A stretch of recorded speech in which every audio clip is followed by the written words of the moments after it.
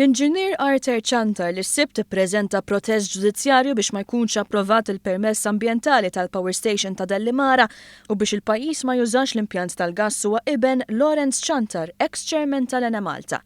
Meta snin ilu Lawrence Chantar kien f'din il-karika nbniet il-Power Station l-antika ta' Dellimara li taħdem bil-heavy fuel oil. Sa ftit snin ilu Arthur Chantar kien ukoll wieħed mill-persuni fdati mill-Partit Nazzjonalista biex imexxi l-Ena Malta.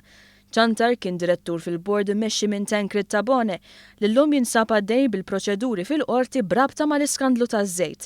Tabone huwa akkużat li daħħal eluf ta' euro f'kummissjonijiet mill-beħ taż-żejt heavy fuel oil għal power stations tal-Marsa u ta' Dellimara. Dan kien iż-żmien li fih l-Ena Malta kienet tagħmel telf kbir bid-djun li eventwalment waslu biex fl-2013 kienet f'xifer falliment. Saħansitra Arthur Chantar qed jissemma bħala l-magħżul ta' Simon Busuttil biex imexxi l-Ena Malta jekk il-Partit Nazzjonalista ikun fil-Gvern. Din hija l-aħħar minn sensiela ta' manuvri tal-Partit Nazzjonalista biex jipprova iffixkel il-proġett. Din mhix l-ewwel darba li Jan Fenek u l-Partit Nazzjonalista nqdew b'dak li jippreżentaw lilhom infushom bħala residenti ta' Marsa Xlokk biex jippruvaw iwaqfu l-pjan tal-Gvern Laburista għal arja iktar nadifa u elettriku bi prezzijiet orħos. Fil-fatt meta 3 snin ilu kienet se tittieħed deċiżjoni dwar il-permess tal-bini tal-Power Station il-ġdida, persuna oħra Ray Buġejja wkoll mar il-qorti ma' Ann Fenek.